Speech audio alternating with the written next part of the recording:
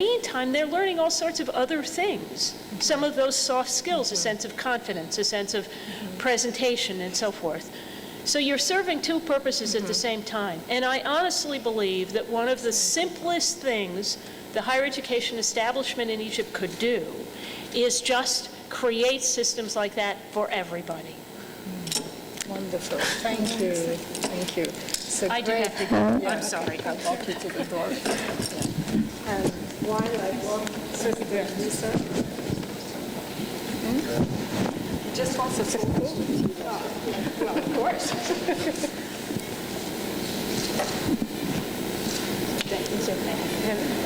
Can we have a photo for the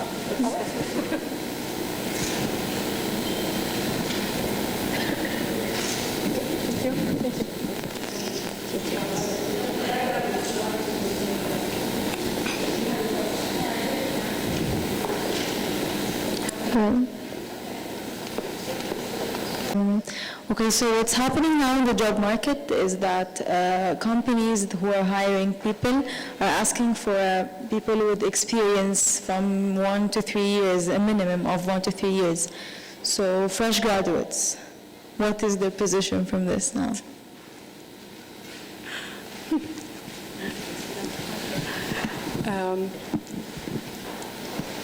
Fresh graduates, that's a problem that always faces fresh graduates. I think there was a system that was quite interesting that when I was teaching in the States, but that they had this internship. There was a program where they had internships, where internships were part of the curriculum.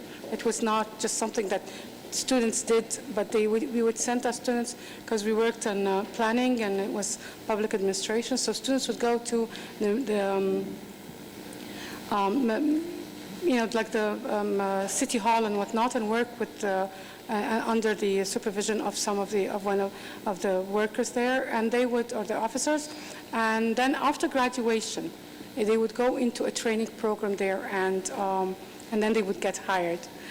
That's basically, but seriously, with the market in Egypt at this point, I'm not sure what advice can I tell you. But the only thing that I can tell you is basically to have the skills that no one else can offer for a job. Otherwise, I mean, if you can do what everybody else does, then you need to be more competitive. So, but seriously, I don't have the right answer. And I'm in education, not in the hiring, the job market. I'm promoting that people have to learn what makes them employable. That's what I'm promoting. I'm promoting maybe something else, which is being entrepreneurs. I mean, and that's working, the small businesses and working for yourself, or a group of you can have a small business. This is better than being hired, actually.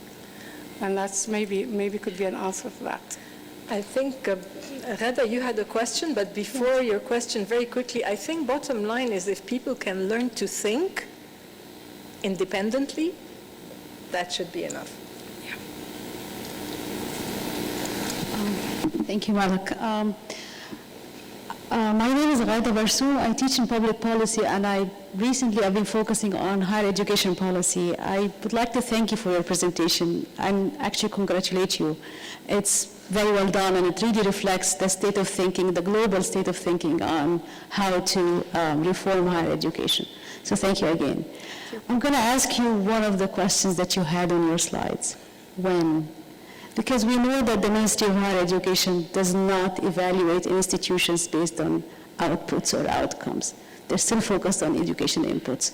We know that lifelong learning as a concept where you can go back to university at any point is not that easy, and that there are still rigid silos within the education system where if you have made the honest decision of going into technical education at age 12, then there's no way you can go back to any other.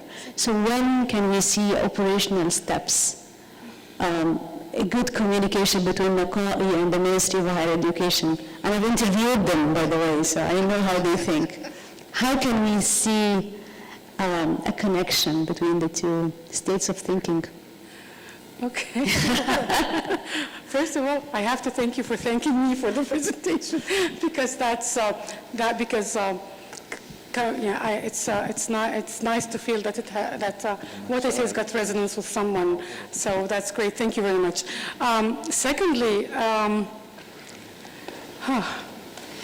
I have to thank you for the question, because now you challenged me. I shouldn't have put the when. I know I put the when this morning. I shouldn't have put the when. Okay, the when. I have to say something, but I mean, and I'm not trying to sound very cliche, or I think we are. Sorry, this group is going back to class. Yeah, I know, I understand. Thank you, thank you. I think now is the time, because we are at a state right now where everybody is ready for change.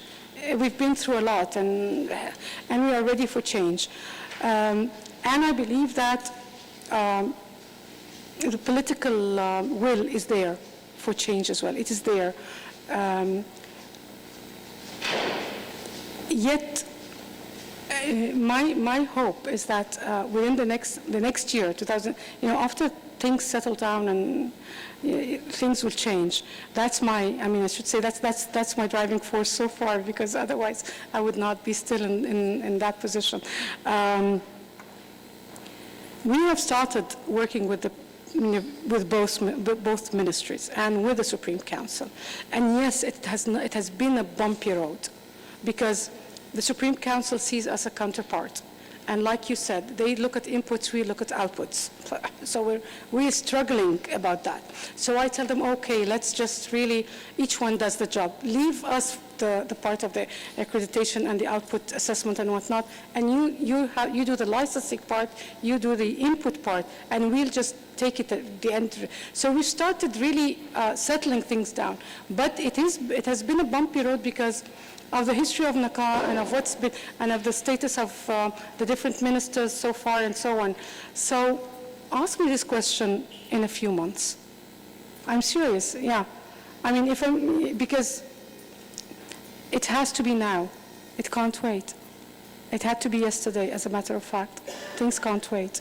But the problems that you have said right now, and I know how they think. And I know how people have been seeing the role of NAQAAE as really, and I was telling Dr. Malak before we came here, I wake up one morning and I find somebody on the newspaper is asking for the creation of a NAQAAE. Really, that we need a national authority that is both autonomous and independent, that accredits education. And so I call the person, and I know him personally. By the way, who am I? And he goes, yes, I'm saying, what is my position? You're so-and-so. And what did we do? You came and gave us a Gauda. Basically that's what the answer was. You gave us the quality. He said, no, we did not come and give you quality. We gave you accreditation. We accredited the institution. So this is what we do, right? And he goes, do you do schools? Yes. Do you do this? Yes. Do you do that? Yes. And he says, oh, I didn't know. I said, well, why did you say that we need a new institution? He says, okay, and thanks to Malak, she tells me that she was one of the people who fought and said, people, there is a NAQAAE, you have to work on making it better, not on fighting it or creating another. So, I think this is a long answer to a very simple question.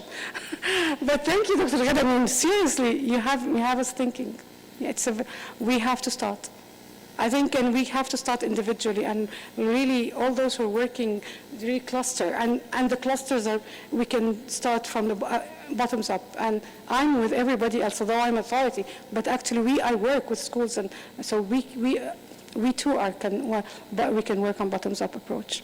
Yeah. Go ahead, you can answer also. No, but I just want to say, one of the things we really want to do is to really build the capacity of these wonderful idea institutions. Maybe they do have bumpy roads. Maybe they're not able to do what they were meant to do so far.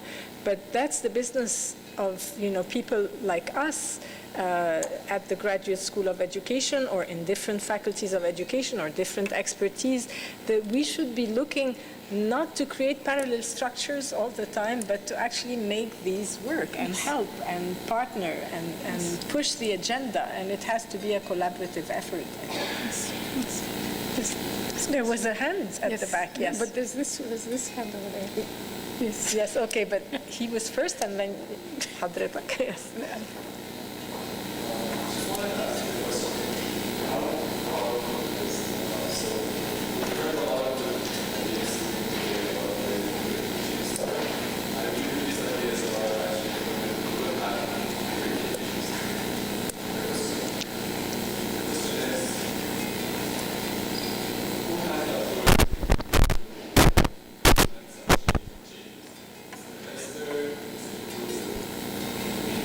Who's the ultimate authority who's supposed to take these decisions so we'd actually have a sound educational system in the year 2015, you know?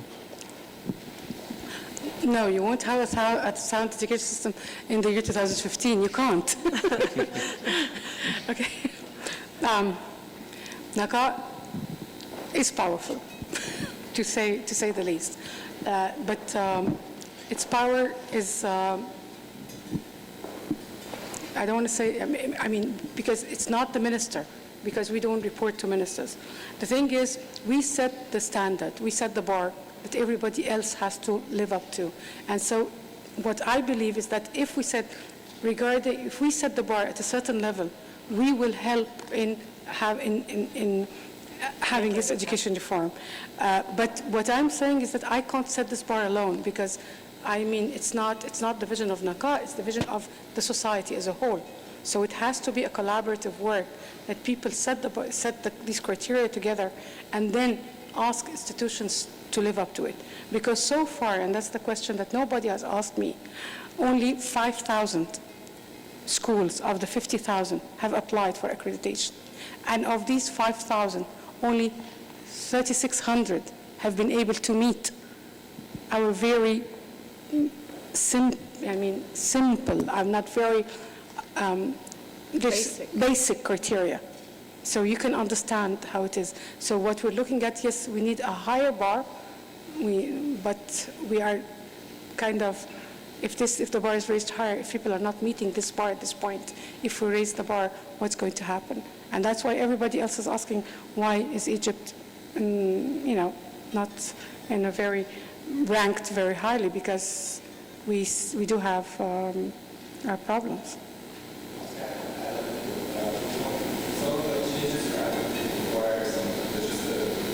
Mm-hmm.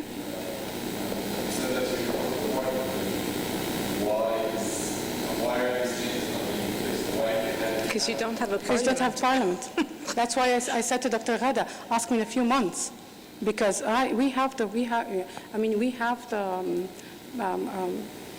it's our mandate to get things through parliament, through the parliament. So basically, once there is a parliament, and when I mentioned the dates when we started working, when NAQAAE started working in 2008 or late 2007, early 2008, they started setting the standards for everything.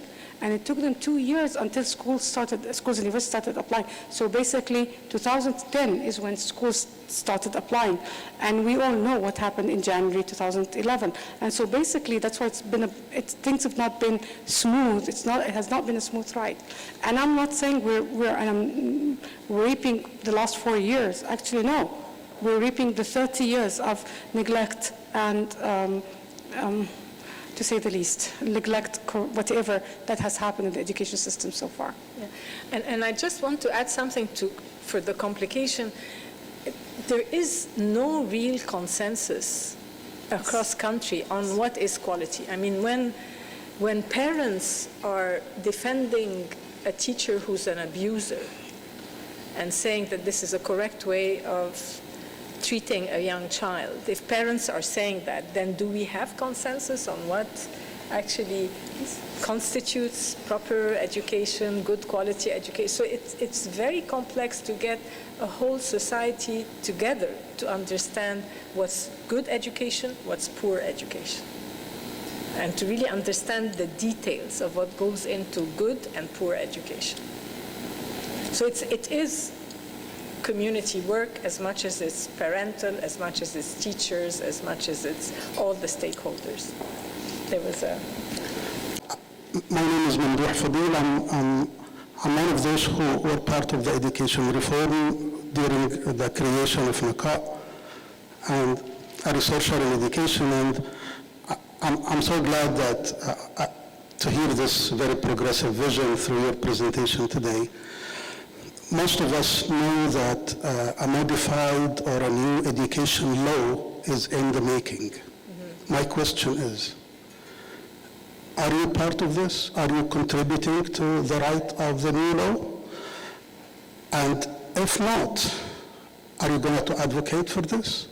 And the education law, the legislation, given that we will have a law, we will have a parliament in a few months, it's time to be very critical about our current education law that was put more than 30 years ago, 34 years ago, with all the problems involved, and it's time to empower NAQAAE by making sure that it's legalized through the law. My other question, because through my research, I have seen a quite negative attitude among teachers towards the accreditation system and process. How are you going to address this when teachers end up thinking that it's a matter of preparing files and papers, not really doing a real reform within schools? Okay. Thank you for the question. The law. Now, this is one of the pains of one's heart. Okay. The thing is, we were part of the law, we as NAQAAE. But we came in a little bit late because they started, thank you, they started having a committee for quality, and they forgot kind of to invite NAQAAE. And then somebody said, well, no, we have to invite NAQAAE, and so we were invited. So I came a little bit late. My problem with the law is that we always ask the question, where is the vision? What do you want to do?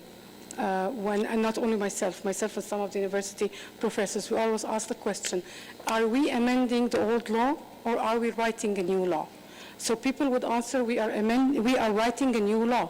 Okay, so if we are writing a new law, we have to start from what is the vision? What do we want higher education to be like?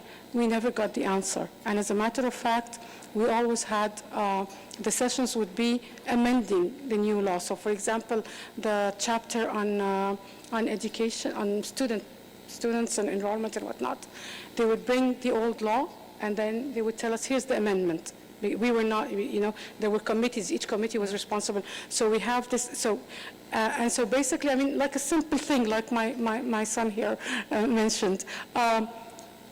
What about funding? Are we still talking about free education? Are we proposing different? There was nothing about that. You know what I'm saying? So eventually I quit. I stopped going and they stopped inviting us. I stopped going, and then I did not get I was no longer invited to the law. And then the minister changed. I have no idea what's going on now. I'm serious, and I'm the one thing, I'm very transparent. I have no idea what's going on, and I'm not worried. I'm not going to ask. But if there's a law that we will not agree upon, I think NAQAAE and everybody else who's concerned will have to advocate against it. It's very crucial. We are not going to live for the next 30 years. Yes, I know I might not be there, but that's not the issue. But for another 30 years with the law, with the 1972 law. It was good at the time. The 1972 law was good in 1972, but we are in 2015. It's totally different. And so basically, we cannot amend it. But that's what that's the answer for you. So I know it doesn't give you a, but that's the truth. Okay. Negative attitude, go ahead. No, there's room for one last. No, but he has another question. Oh, The negative attitude, yes. I was one of the people who had these negative attitudes against it was all paper. I mean, I did not do the paperwork, but I was against the idea when I was at the university that it is paperwork. There's no a better way than doing it, except by, in my opinion, by reducing and simplifying the procedure itself. And this is what we're working on.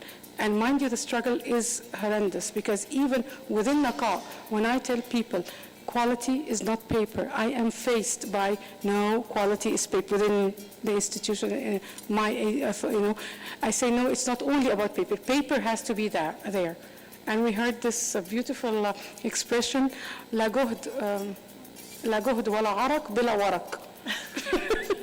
So there's no effort or fatigue or sweat without paperwork. So paperwork is essential to verify that people have been working. But I always say it's not about that. So what we're trying to do at NAQAAE is to really simplify the procedures. My belief is that if the procedures are simplified, time will be lessened, and people will be targeting real procedures rather than paperwork.